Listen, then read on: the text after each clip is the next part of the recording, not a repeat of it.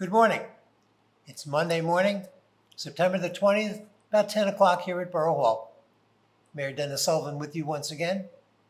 Give you an update on activities over the last week since we last met. Talk a little bit about events moving forward. Our debris pickup in town has gone remarkably well.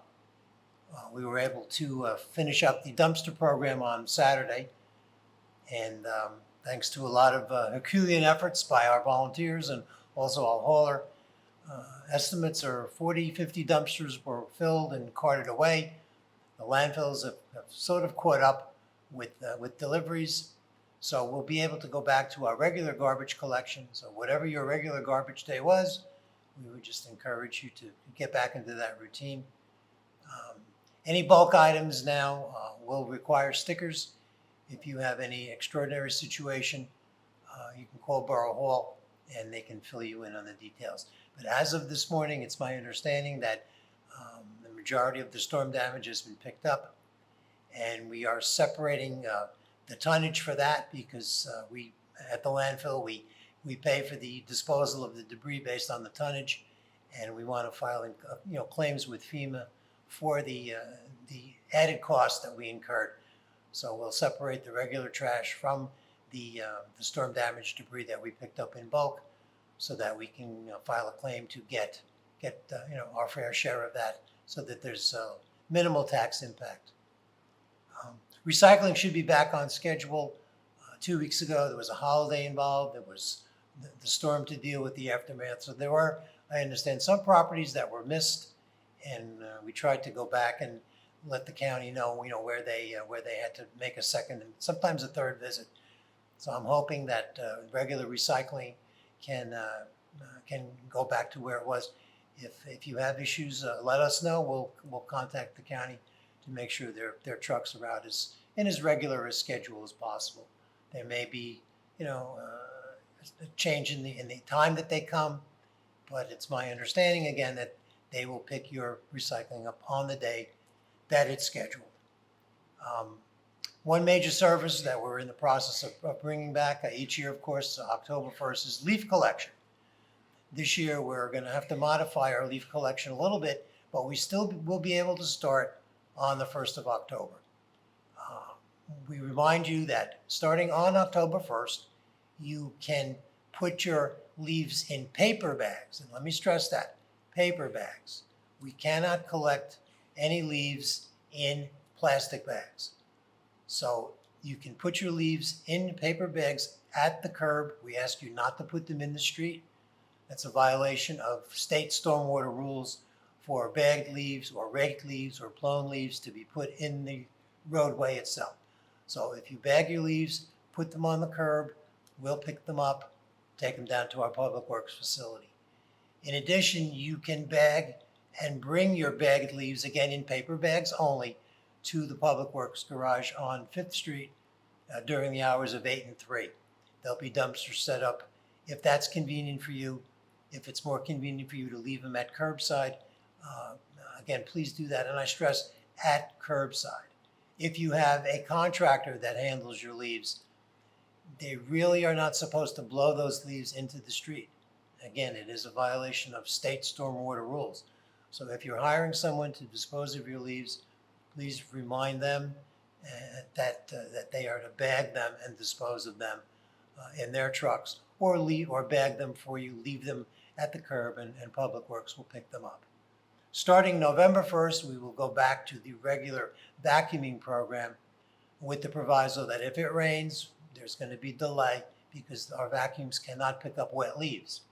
It's our intent to have the vacs up and running on November the 1st. So for the first month, again, bagged leaves only, paper bags only, curbside only.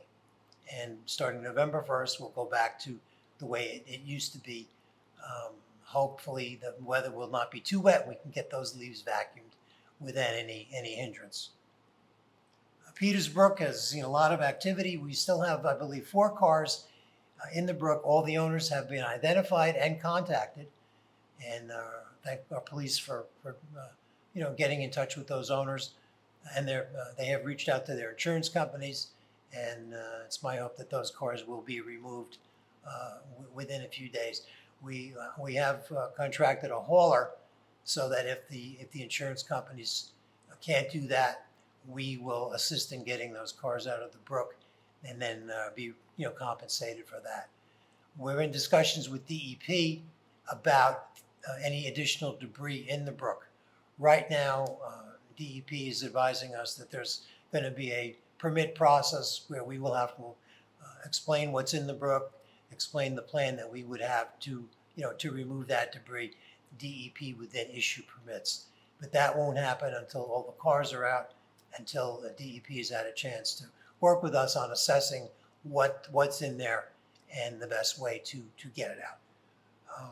The greenway is being cleared of tree and brush debris by a contractor. That started this morning and will probably continue over the next week until the greenway is in good shape. It's not closed to the public, but there is going to be heavy equipment activity and possibly some obstacles in the way. So just caution if you're out and about and want to avail yourself of the greenway, just a little extra caution for your safety. Our parks haven't been inspected. Inspectors were out last week. We're in discussions now about fencing. We're hiring a company to remove the fencing, and once our insurance claims are filed, we'll get into the process of repairing, more than likely replacing the fencing that was damaged by the storm waters. The fencing I've seen probably should come down. Fencing is hard to fix in sections. It's better to replace the whole thing. So we'll be working on that. The Carol Pager playground has been taped off because the surface on which the kids would play had some major bubbling from below, and we were taping off any playground or park areas that should be closed. Our staff will be out in the next few days. So I know you're anxious to get out and enjoy the good weather that we've been blessed with recently. But if there's police tape up, parents, just be careful that your kids know what that means. We want to get our parks back as quickly as possible. I've gotten questions about the status of the various garden apartments that were impacted by the storm. I wanted to give you a brief summary as of this morning, subject to change with each individual project. First, the apartments on Brookside Avenue, both the north and south sides. The electricity has been restored to all the apartments, so most of the tenants are back.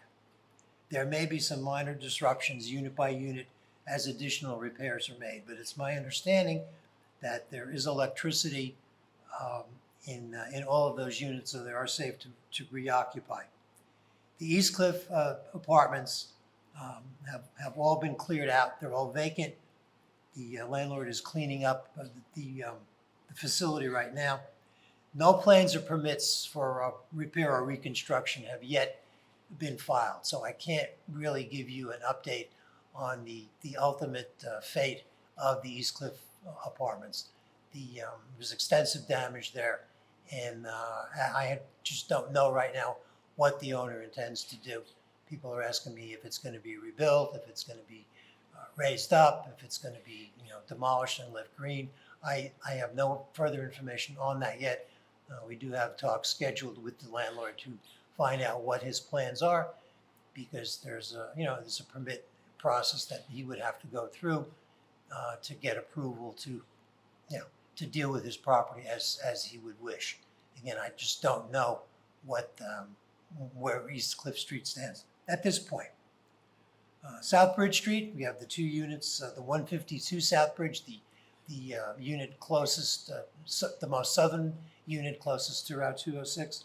There's been no action at all on 152. All of those buildings are empty, and I don't have any information. We've reached out to the property owner to find out what his timetable for hiring experts are to come in and do assessment and come up with a plan, but I have nothing on that yet.